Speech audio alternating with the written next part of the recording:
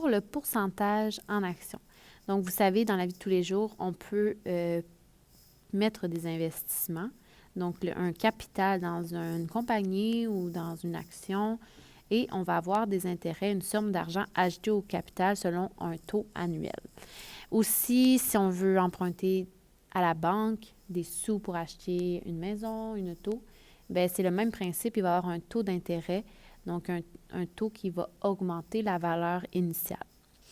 Donc ici, j'ai décidé de ne pas nécessairement vous en parler plus dans ce cours-ci, puisqu'en 4e secondaire, ça va être vraiment plus véridique les formules que vous allez voir. Donc, on garde ça pour la 4e secondaire. On va maintenant calculer les taxes et les rabais. Donc, rappelez-vous, en première secondaire, quand on vous parlait de taxes, habituellement, on vous disait, pour simplifier, que c'était 15 %. Mais en fait, vous devez comprendre qu'il y a une TPS et une TVQ. La TPS est de 5 %, donc on ajoute tout le temps 5 % du montant qu'on donne au fédéral, et ça, c'est depuis 2008, pour votre culture générale. La TVQ, c'est 9,975 %.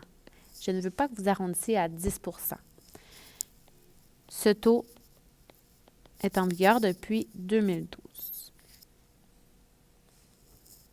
Je vous montre 2 méthodes. Vous utilisez celle que vous préférez. Je ne vais jamais vous demander l'une des 2 méthodes. Vous prenez vraiment celle qui vous convient le plus. Donc, la première méthode, c'est de calculer le montant de la taxe et ensuite d'additionner ce montant au prix de l'article.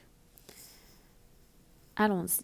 Donc, premièrement, les taxes, donc selon l'exemple, déterminer le prix d'une raquette de tennis si elle coûte 150 $ et que les taxes en vigueur sont de 15 %. Donc, les taxes, c'est 15 % du prix de 150 $.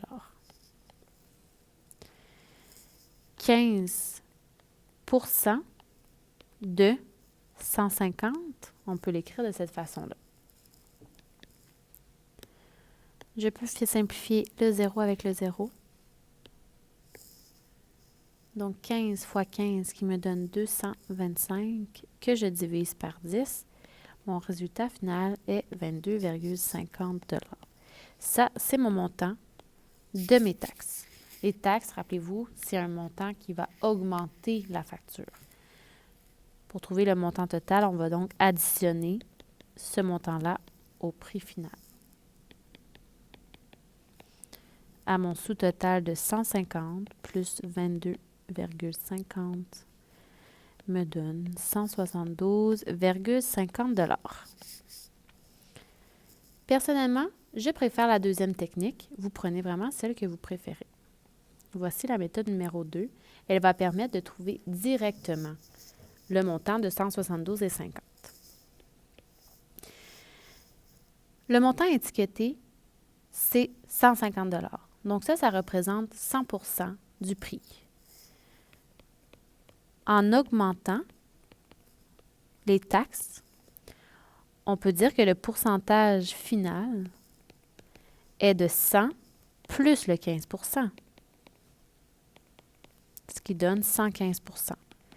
On va aller calculer le montant total en allant calculer 115 % de 150. Allons-y. 115 % de 150. 115 divisé par 100 multiplié par 150.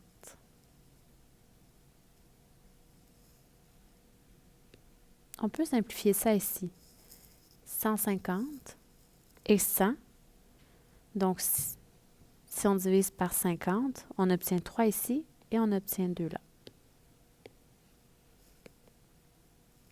115 multiplié par 3, tout ça divisé en 2,